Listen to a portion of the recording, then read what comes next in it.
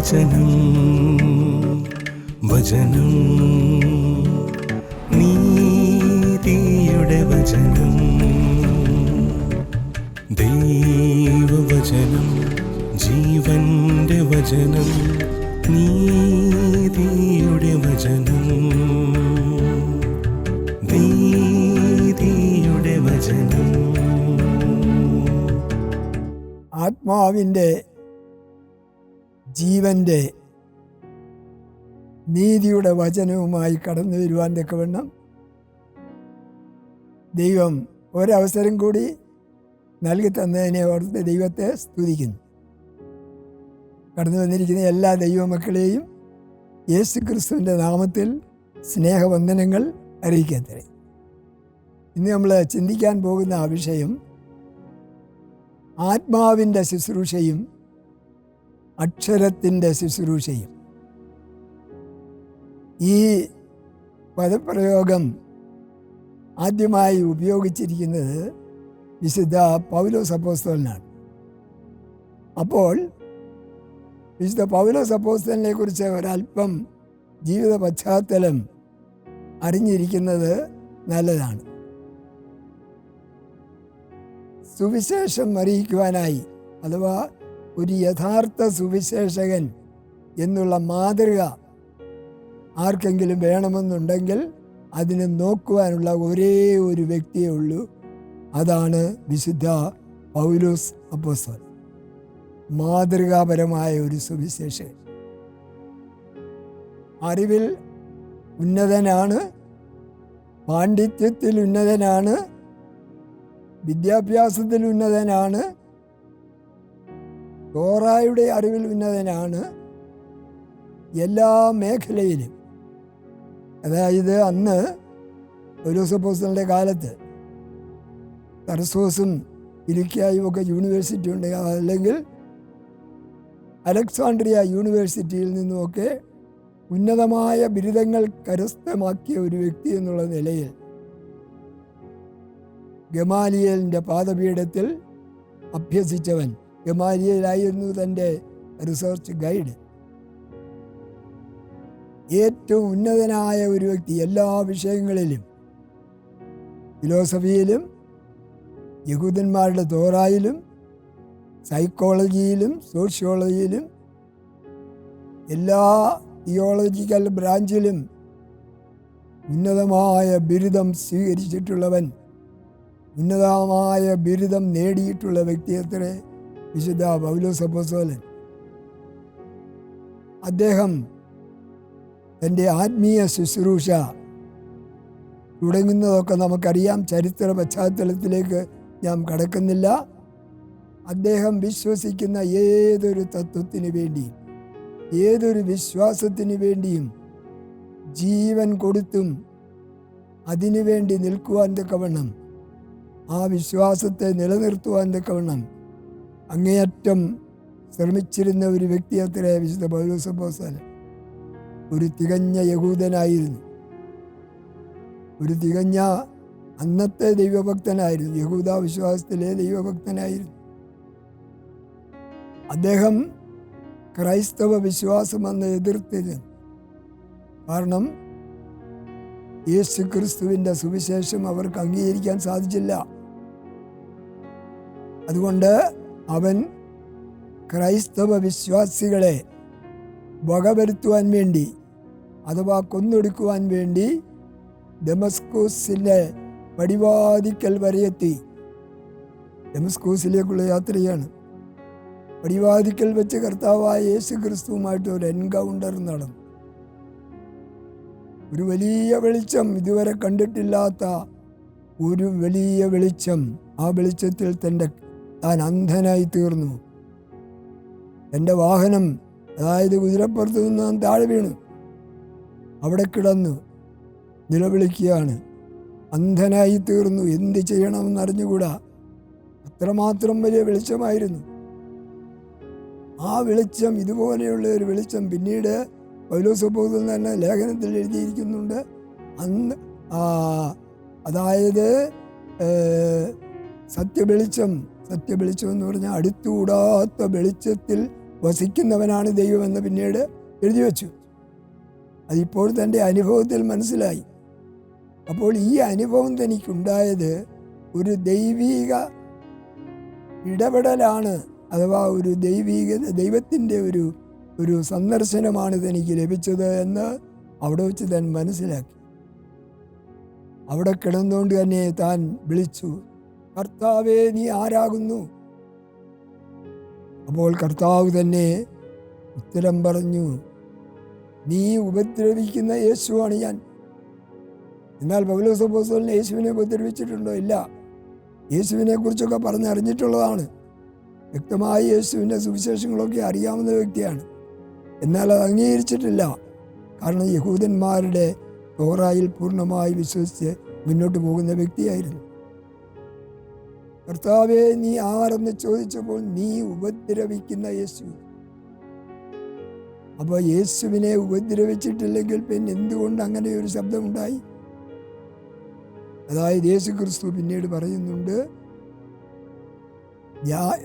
എന്നിൽ വിശ്വസിക്കുന്നവൻ്റെ ഉള്ളിലാണ് ഞാൻ വസിക്കുന്നത്, ഞാൻ വസിക്കുന്നത് ദൈവമക്കളുടെ ഉള്ളിലത്രേ. അപ്പോൾ ദൈവമക്കൾ അഥവാ സഭ എന്ന് പറയുന്നത് തൻ്റെ ശരീരമാണ് എന്ന്, അതായത് ദൈവസഭ എന്ന് പറയുന്നത് യേശു ക്രിസ്തുവിൻ്റെ ശരീരമാണ് എന്ന് പൗലോസ് അപ്പോസ്തലൻ തന്നെ പിന്നീട് തൻ്റെ ലേഖനങ്ങളിൽ എഴുതുകയുണ്ടായി. അപ്പോൾ അതിൻ്റെ വെളിച്ചത്തിൽ ആണ് കർത്താവ് പറഞ്ഞത്, നീ ഉപദ്രവിക്കുന്ന യേശു. അപ്പോൾ ദൈവമക്കളെ ഉപദ്രവിച്ചാൽ അത് യേശുവിനെ ഉപദ്രവിക്കുന്നതാണ്. എന്താണ് കാരണം? ദൈവമക്കൾ എന്ന് പറയുന്നത് യേശു ക്രിസ്തുവിൻ്റെ, അതായത് സഭയാണ്. അത് യേശു ക്രിസ്തുവിൻ്റെ ശരീരമാണ്. പിന്നീട് അത് മറ്റ് ലേഖകന്മാരൊന്നും സുവിശേഷകരൊന്നും അത് എഴുതിയിട്ടില്ല. പൗലോസ് അപ്പോസ്തലനാണ് അത് എഴുതിയിരിക്കുന്നത്. സഭ എന്ന് പറയുന്ന യേശു ക്രിസ്തുവിൻ്റെ ശരീരമാണ് എന്ന്. അവിടെ വെച്ച് താൻ തിരിച്ചറിഞ്ഞു, ഈ യേശു എന്ന് പറയുന്ന വ്യക്തി ഉയർത്തെഴുന്നേറ്റ് കഴിഞ്ഞുവെന്ന്. Praise the Lord. ഈ വെളിപ്പാടിലാണ് റോമാലേഖനത്തിൻ്റെ കാമ്പ് താൻ എഴുതിയുണ്ടാക്കിയത്. എന്താണത്? റോമർ 10:9, യേശുവിനെ കർത്താവെന്ന വായ് കൊണ്ട് ഏറ്റുപറയുകയും അവൻ മരിച്ചവരിൽ നിന്ന് ഉയർത്തെഴുന്നേൽക്കുകയും ചെയ്തു എന്ന് ഹൃദയം കൊണ്ട് വിശ്വസിച്ചാൽ നീ രക്ഷിക്കപ്പെടും. ഈ കാമ്പ് എഴുതിയത് ഈ അനുഭവത്തിൻ്റെ വെളിച്ചത്തിലാണ്. യേശുവിനെ കർത്താവെന്ന് വിളിച്ചു. എപ്പോൾ? കർത്താവേ, നീ ആരാകുന്നു എന്ന് ചോദിച്ചപ്പോൾ നീ ഉപദ്രവിക്കുന്ന യേശു എന്ന് പറഞ്ഞു. അപ്പോൾ എന്താണ് വ്യക്തമായത്? കർത്താവ് യേശു ആണെന്ന് വിശ്വസിച്ച് യേശു ക്രിസ്തു കർത്താവാണെന്ന് അവൻ മനസ്സിലാക്കി. അത് കഴിഞ്ഞിട്ട് യേശു ക്രിസ്തു ഇപ്പോൾ വരണമെങ്കിൽ യേശു ക്രിസ്തു മരിച്ചു കഴിഞ്ഞതാണ്. ഇപ്പോൾ യേശു ക്രിസ്തു വന്ന് പൗലോസിനെ സന്ദർശിക്കണമെങ്കിൽ യേശു ക്രിസ്തു ഉയർത്തെഴുന്നേൽക്കണം. അവൻ മരിച്ചവരിൽ നിന്ന് ഉയർത്തെഴുന്നേറ്റു എന്ന് അവൻ ഹൃദയം കൊണ്ട് വിശ്വസിച്ചു. Praise the Lord. ദൈവങ്ങളെ, ഇതാണ് സത്യസുവിശേഷം. വേണ്ട വിധത്തിൽ നമ്മൾ മനസ്സിലാക്കിയില്ലെങ്കിൽ ഇതൊക്കെ വെറുതെ നമ്മൾ വായിച്ചു വിടുക എന്ന് മാത്രമേ സാധിക്കൂ. സത്യസുവിശേഷം പറയുകയാണ്.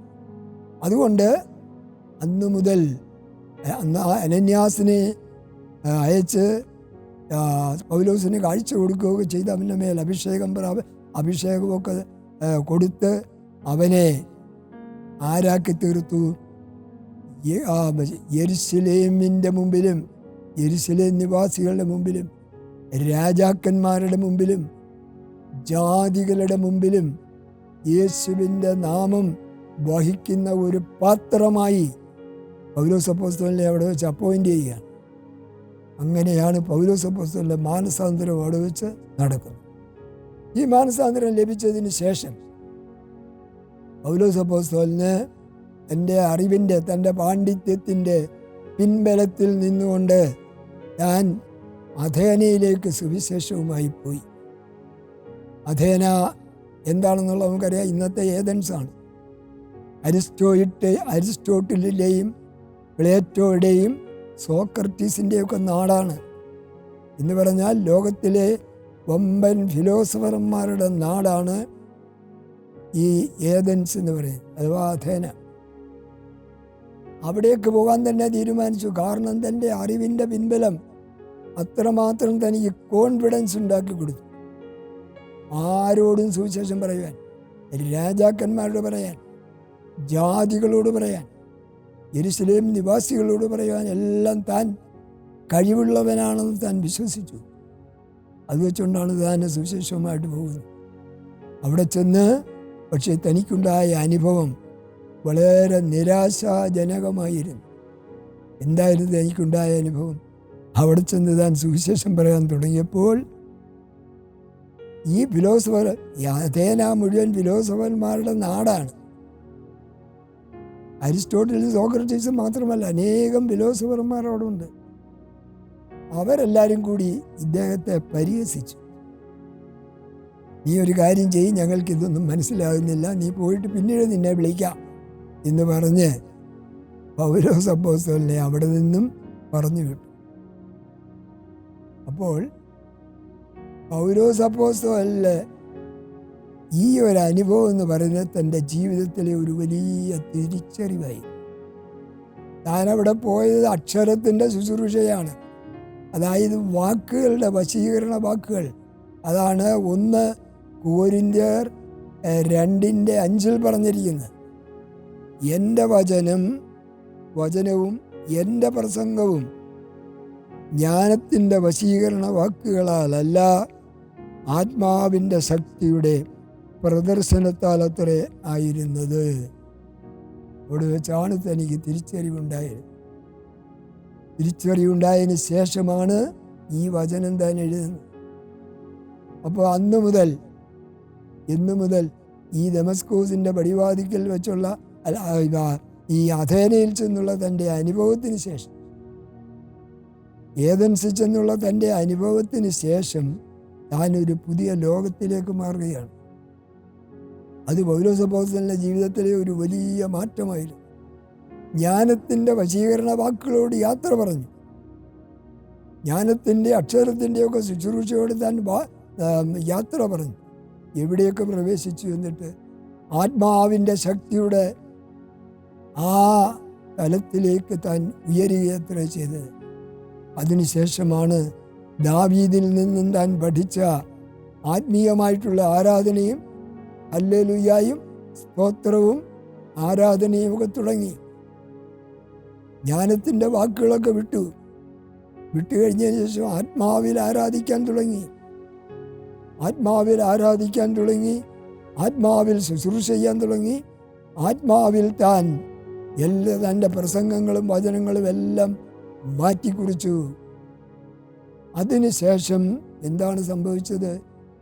ആത്മാവിൻ്റെ പവർ എനിക്ക് മനസ്സിലാക്കാൻ സാധിക്കും. അതായത് ജ്ഞാനത്തിൻ്റെ വശീകരണ വാക്കുകളോട് യാത്ര പറഞ്ഞ് ആത്മാവിൻ്റെ ശക്തിയുടെ ലോകത്തിൽ അവൻ ആ ആത്മാവിൻ്റെ ശക്തി മനസ്സിലാക്കാൻ സാധിച്ചു. എന്താണ് ആത്മാവിൻ്റെ ശക്തി? അവൻ പ്രസംഗിച്ചിടത്തൊക്കെ രോഗശാന്തി നടക്കുന്നു. അതുപോലെ തന്നെ അവൻ്റെ തോളിലിടുന്ന ഷോള് അഥവാ ഉത്തരീയം ആളുകൾ എടുത്തുകൊണ്ട് പോയി തങ്ങളുടെ ദേഹത്തിടുമ്പോൾ രോഗശാന്തി ഉണ്ടാകാൻ തുടങ്ങി. അപ്പോൾ വലിയ ആത്മീയ ശുശ്രൂഷകളൊക്കെ തന്നിൽ കൂടി നടക്കുകയാണ്. അങ്ങനെയാണ് തനിക്കൊരു വലിയ രൂപാന്തരമുണ്ടായത്. ആ രൂപാന്തരത്തിലാണ് താൻ ആരായിത്തീർന്നത്. താൻ ഒരു പുതിയ സൃഷ്ടിയായി മാറ്റപ്പെടുകയാണ് ചെയ്യുന്നത്. അക്ഷരത്തിൻ്റെ ശുശ്രൂഷയോടൊക്കെ താൻ യാത്ര പറഞ്ഞു. വാക്കുകളും സാഹിത്യങ്ങളും ഒക്കെ വിട്ടതിന് ശേഷം ആത്മാവിൻ്റെ ശുശ്രൂഷയിലേക്ക് പ്രവേശിച്ചു. ഇനിയും നമുക്കുള്ളത് അറിയേണ്ടത് മോശയുടെ കാര്യമാണ്. മോശയാണ് സാക്ഷാൽ അക്ഷരത്തിൻ്റെ ശുശ്രൂഷ ജനങ്ങളിലേക്ക് എത്തിച്ചത്. നമുക്കറിയാം മോശയുടെ കാര്യം. ആദ്യമൊക്കെ ആയിരുന്നെങ്കിൽ ആദാമിനോട് ദൈവം നേരിട്ട് സംസാരിക്കുകയായിരുന്നു. വചനങ്ങളൊന്നും എഴുതി കൊടുത്തിരുന്നില്ല ആദാമിനോട് നേരിട്ട് സംസാരിക്കാമായിരുന്നു പാപം ചെയ്യുന്നതിന് മുമ്പ്. എന്നാൽ പാപം ചെയ്തതിന് ശേഷം എന്ന് പറഞ്ഞാൽ നേരിട്ട് ദൈവം പറഞ്ഞ കാര്യങ്ങളൊന്നും അനുസരിക്കാതെ തൻ്റേതായിട്ടുള്ള മാർഗത്തിൽ സഞ്ചരിച്ചപ്പോൾ അവൻ പാപിയായി തീർന്നു. അപ്പോൾ ദൈവം എന്താണ് ചെയ്തത്? ദൈവം ഇനി സംസാരം നിർത്തിയതിന് ശേഷം വചനം എഴുതി കൊടുക്കാൻ തീരുമാനിച്ചു. അങ്ങനെയുള്ള തീരുമാനത്തിലാണ് ദൈവം ആരെ വിളിക്കുന്നത്? മോശയെ സീനായി പർവ്വതത്തിലേക്ക് ക്ഷണിക്കാത്ര ചെയ്യുന്നു. ഇതിനു വേണ്ടി വചനം എഴുതി കൊടുക്കാൻ. അതായത് വചനം തൻ്റെ അധരങ്ങളിൽ കൊടുക്കുന്നതിന് പകരം എഴുതി കൽപ്പലകയിലാക്കി വചനം യേശുക്രിസ്തു ദൈവം മോശയ്ക്ക് നൽകി കൊടുത്തു. ആ വചനവുമായി എഴുതി കൊടുത്ത 40 ദിവസം ദൈവത്തോടൊപ്പം തനിക്ക് സംസർഗം കഴിക്കേണ്ടതായിട്ട് വന്നു. ഇസ്രായേൽ ജനമെല്ലാം മോശയെ ഒരു ദൈവമായി ആരാധിച്ചുകൊണ്ടിരുന്നവനാണ്. അവരുടെ ഇടയിൽ നിന്ന് മോശ നഷ്ടപ്പെട്ടു കഴിഞ്ഞപ്പോൾ അവർക്ക് ആരാധിക്കാൻ ആരുമില്ല. അവരാകെ നിരാശയിലായി. എന്താണ് അവർ ചെയ്തത്? അവർ അഹ്റോനെ സമീപിച്ചു. എന്താണ് ഞങ്ങൾ ചെയ്യേണ്ടത്? അപ്പോൾ അഹ്റോനാണ് ജനത്തിനെ കൊണ്ട് ഒരു കാളക്കുട്ടിയുണ്ടാക്കി, സ്വർണ്ണ കാളക്കുട്ടിയുണ്ടാക്കി അതിൻ്റെ മുമ്പിൽ ആരാധിക്കാൻ തീരുമാനിച്ചു. അപ്പോൾ ഈ ശിക്ഷാവിധിയുടെ ശുശ്രൂഷയുമായി, ശിക്ഷാവിധിയുടെ എഴുത്ത് പലകയുമായി മോശ താഴോട്ടിറങ്ങി വരികയാണ്. അപ്പോൾ യോശുവയാണെങ്കിൽ ഈ ആഘോഷത്തിൽ നിന്നും പങ്കെടുത്തിട്ടില്ല. ഈ വാർത്തകളെല്ലാം മോശയ്ക്ക് കൊടുത്തു. യോശുവ പറഞ്ഞു, ഇതുപോലെ അവിടെ ജനം ആർത്ത് വിളിച്ച് പാട്ട് പാടിയും ഒക്കെ സ്തുതിച്ചുകൊണ്ടിരിക്കുകയാണ്. അപ്പോൾ മോശ യോശുവയോട് പറഞ്ഞു, അത് യുദ്ധം ജയിച്ചവരുടെ ഒരു പാടി സ്തുതിക്കലല്ലോ, അത് യുദ്ധം തോറ്റവരുടെ നിലവിളിയല്ലല്ലോ അവിടെ കേൾക്കുന്നത്. ഒരു വലിയ ആരവം അവിടെ കേൾക്കുന്നുണ്ട് ഇസ്രായേൽ ജനങ്ങളുടെ പാളയത്തിൽ. മോശ അത് കേട്ടുകൊണ്ട് താഴോട്ടിറങ്ങി വന്നു. അവിടെ വന്നപ്പോൾ എന്താണ് കാണുന്ന കാഴ്ച? ഈ കാളക്കുട്ടിയുടെ മുമ്പിൽ ജനം നിന്ന് ആർത്ത് പാടുകയാണ്. ആർത്തുപാടി സ്തുതിക്കുകയാണ് ഈ കാളക്കുട്ടിയെ. അതായത് കയ്യിൽ എഴുതി വച്ചിരിക്കുന്ന പലകയിൽ എന്താണ്? ഞാനല്ലാതെ അന്യ ദൈവങ്ങൾ നിങ്ങൾ ഉണ്ടാക്കരുത്, ഒന്നിനെയും ആരാധിക്കരുത് വേറെ. ആ ശിക്ഷാവിധിയുടെ ശുശ്രൂഷ അവിടെ ആക്ടിവേറ്റഡ് ആവുകയാണ്. അപ്പോൾ തന്നെ മോശയുടെ രക്തം തിളച്ചു. അവൻ കോപം കൊണ്ട് ജ്വലിച്ചു. എൻ്റെ കയ്യിലിരുന്ന എഴുത്തുപലക എറിഞ്ഞുടച്ചു. എന്താണ് സംഭവിച്ചത്? ആ എറിഞ്ഞുടച്ച കൽപ്പലക താഴെ കിടക്കുമ്പോൾ ആ കാളക്കുട്ടിയെ താൻ ചുട്ടുകരിച്ച് ഭസ്മമാക്കി അത് ഇസ്രായേൽ മക്കളെ കുടിപ്പിച്ചു. എന്നിട്ട് താൻ എന്ത് ചെയ്തു? എന്നിട്ട് യഹോവയുടെ പക്ഷത്തുള്ളവർ എൻ്റെ അടുത്തേക്ക് അടുത്തു വരട്ടെ എന്ന് മോശ പറഞ്ഞു ഇസ്രായേൽ ജനത്തോട്. അപ്പോൾ ലേവ്യരെല്ലാം മോശയുടെ അടുത്തേക്ക് അടുത്തു വന്നു. അപ്പോൾ ലേവ്യരോട് പറഞ്ഞു, വാളെടുക്കുക. ഈ കാളക്കുട്ടിയുടെ മുമ്പിൽ കിടന്ന് തുള്ളിച്ചാടിയ ആരാധിച്ച, അതായത് കീർത്തനം പാടി ആരാധിക്കുകയായിരുന്നു അവരുടെ മുമ്പിൽ കിടന്ന്. ആ സ്തുതിഗീതങ്ങൾ കാളക്കുട്ടിക്ക് വേണ്ടി കൊടുത്തവരെ കണ്ടുപിടിച്ച് അവരെ വധിക്കുക, അവരെ ഇല്ലായ്മ ചെയ്യുക. അവരെ കൊണ്ട് സ്വർഗരാജ്യത്തിന് യാതൊരു പ്രയോജനവുമില്ല. അതുകൊണ്ട് അങ്ങനെയുള്ള 3000 പേരെയാണ് ലേവ്യർ എന്ന് അരിഞ്ഞു വീഴ്ത്തിയത്. ഈ 3000 എന്താണ് കാരണം? അത് ശിക്ഷാവിധിയുടെ ശുശ്രൂഷയായിരുന്നു. പഴയ നിയമത്തിൻ്റെ ശുശ്രൂഷയാണ് ശിക്ഷാവിധിയുടെ ശുശ്രൂഷ. ആ ശുശ്രൂഷയായിരുന്നു. അങ്ങനെ 3000 പേരവിടെ വീണു. അത് കഴിഞ്ഞതിന് ശേഷം അപ്പോൾ ശിക്ഷാവിധിയുടെ ശുശ്രൂഷ അവിടെ അവസാനിച്ചു. അത് കഴിഞ്ഞ ശേഷം ഇനി നമുക്ക് ആത്മാവിൻ്റെ ശുശ്രൂഷ, ആത്മാവിൻ്റെ നമ്മുടെ ചിന്ത അതാണ്. ആത്മാവിൻ്റെ ശുശ്രൂഷയെക്കുറിച്ചാണ് നമ്മുടെ ചിന്ത. അപ്പോസ്തല പ്രവൃത്തികളിലേക്ക് നമ്മൾ പോകുന്ന അവസരത്തിൽ പരിശുദ്ധാത്മാവ് നിങ്ങളുടെ മേൽ വരുമ്പോൾ യേശുക്രിസ്തു മരിച്ചു ഉയർത്തതിന് ശേഷം 500-ലധികം ആളുകൾക്ക് പ്രത്യക്ഷനായി. അവൻ ശരീരത്തിലും ആത്മാവിലും പ്രത്യക്ഷനായി. കർത്താവ് നിങ്ങളുടെ പരിശുദ്ധാത്മാവ് നിങ്ങളുടെ മേൽ വരുമ്പോൾ നിങ്ങൾ ശക്തി ലഭിച്ച് യെരുശലേമിലും യഹൂദ്യയിൽ എല്ലായിടത്തും ശമര്യയിലും ഭൂമിയുടെ അറ്റങ്ങളോളം പോയി എൻ്റെ സാക്ഷികളാകും. ഈ ദൗത്യമാണ് അപ്പോസ്തലന്മാർ ഏറ്റെടുക്കുന്നത്. എവിടെ വെച്ച്? 2-ാം അധ്യായത്തിലേക്ക്, അപ്പോസ്തല പ്രവൃത്തി 2-ാം അധ്യായത്തിലേക്ക് കടക്കുമ്പോൾ നമുക്കത് കാണാം. അവിടെ വെച്ച് ആത്മാവ് അഗ്നിനാവുകൾ പോലെ ഇറങ്ങി അവരുടെ മുമ്പിൽ ഓരോരുത്തരുടെയും മേൽ പരിശുദ്ധാത്മാവ് പതിച്ചു. അഗ്നിനാവുകൾ പോലെ ഇറങ്ങി ഒരു വലിയ കൊടുങ്കാറ്റിൻ്റെ ശബ്ദം പോലെ ഒരു ശബ്ദം അവിടെ ഉണ്ടായി. വളരെ അത്ഭുതകരമായ ഒരു സംഭവമാണ് അവിടെ നടക്കുന്നത്. അപ്പോൾ ആളുകളെല്ലാം ആത്മാവിലായി. ആത്മാവിൻ്റെ ശുശ്രൂഷയാണ് ഇനി തുടങ്ങുന്നത്. പത്രോസ് അപ്പോസ്തലൻ അതിൽ നിന്ന് എഴുന്നേറ്റ് നിന്ന് എൻ്റെ വചനം ആരംഭിക്കുകയാണ്. യെരുശലേം നിവാസികളെ എന്ന് സംബോധന ചെയ്തുകൊണ്ടാണ് പത്രോസ് തൻ്റെ ശുശ്രൂഷ ആരംഭിക്കുന്നത്. അവിടെ വെച്ച് അതായത് നിങ്ങളുടെ ഇടയിൽ പ്രവർത്തിച്ച അത്ഭുതങ്ങൾ ചെയ്ത, അടയാളങ്ങൾ ചെയ്ത, മരിച്ചവരെ ഉയർപ്പിച്ച, രോഗികളെ സൗഖ്യമാക്കിയ,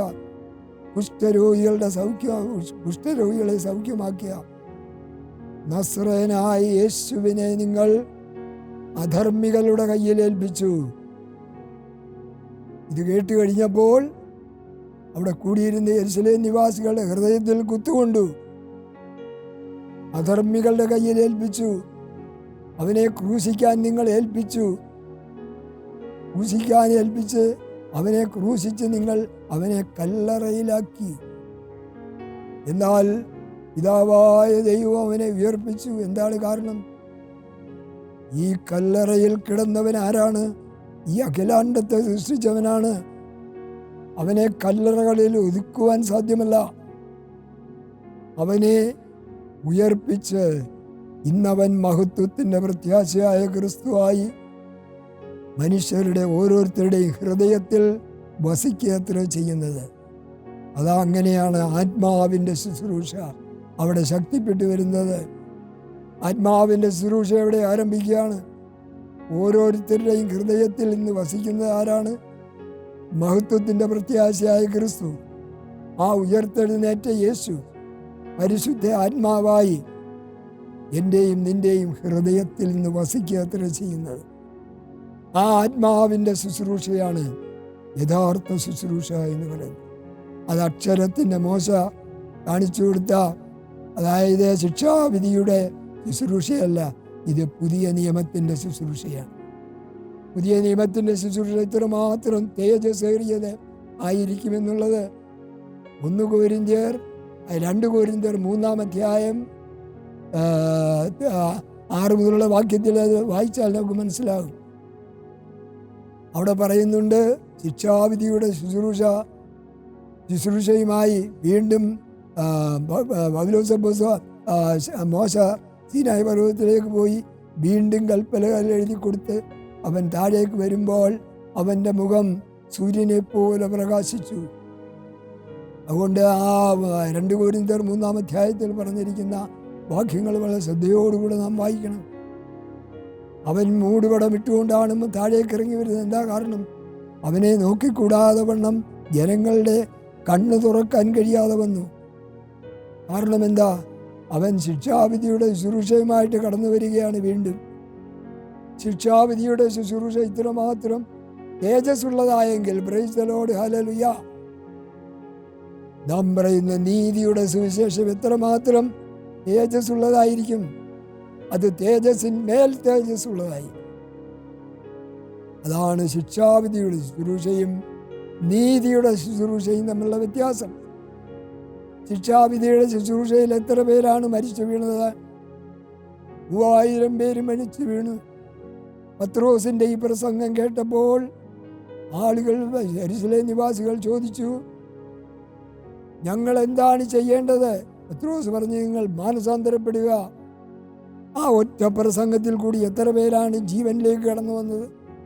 മാനസാന്തരപ്പെട്ടത് 3000 പേര്. ശിക്ഷാവിധിയുടെ ശുശ്രൂഷയിൽ എത്ര പേരാണ് മരിച്ചത്? മോശ ശിക്ഷാവിധിയുടെ ശുശ്രൂഷയുമായിട്ട് വന്നപ്പോൾ എത്ര പേര് മരിച്ചു? 3000 പേര് മരിച്ചു. പത്രോസ് നീതിയുടെ ശുശ്രൂഷയുമായിട്ട് ആത്മാവിൻ്റെ ശുശ്രൂഷയിൽ കൂടി എത്ര പേരാണ് ജീവനിലേക്ക് കടന്നുവന്ന് മാനസാന്തരപ്പെട്ടത്? 3000 പേര്. ഇതാണ് ശിക്ഷാവിധിയുടെ ശുശ്രൂഷയും നീതിയുടെ ശുശ്രൂഷയും തമ്മിലുള്ള വ്യത്യാസം. ഇത് നാം മറന്നു പോകരുത് ദൈവമക്കളെ. അതുകൊണ്ട് പുതിയ നിയമത്തിൻ്റെ ശുശ്രൂഷകരാക്കി, നീതിയുടെ ശുശ്രൂഷകരാക്കി, അക്ഷരത്തിൻ്റെ ശുശ്രൂഷകരല്ല, ആത്മാവിൻ്റെ ശുശ്രൂഷകരാക്കി നമ്മളെ ഇന്ന് തീർത്തിരിക്കുകയാണ് കർത്താവ്. അതിനായിട്ട് ദൈവത്തെ നമുക്ക് സ്തുതിക്കേണ്ടിയിരിക്കുന്നു. എത്ര വലിയ പദവിയാണ് പുതിയ വിശ്വാസികൾക്ക് ദൈവം നൽകിയിരിക്കുന്നതെന്നുള്ളത് നമ്മൾ ഓർക്കണം. ആത്മാവിൻ്റെ ശുശ്രൂഷയാണ് നമ്മളെ ഏൽപ്പിച്ചിരിക്കുന്നത്. ഇന്ന് എത്ര പേർ ആത്മാവിൽ പ്രസംഗിക്കുന്നുണ്ട്, എത്ര പേർ ആത്മാവിൽ പ്രാർത്ഥിക്കുന്നുണ്ട്, എത്ര പേർ ആത്മാവിൽ ആരാധിക്കുന്നുണ്ട്. എല്ലാം പഴയ രീതിയിലുള്ള ആരാധനകളും പ്രാർത്ഥനയും ഒക്കെ അല്ല ഇന്ന് നിലനിൽക്കുന്നതെന്ന് നാം ഉറക്കെ ചിന്തിക്കേണ്ട കാലം അതിക്രമിച്ചിരിക്കും.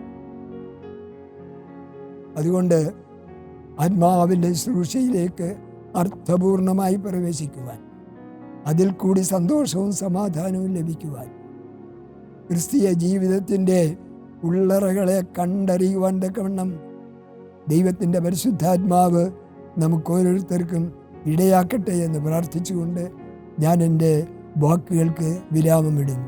Praise the Lord. ദൈവവചനം ജീവന്റെ വചനം.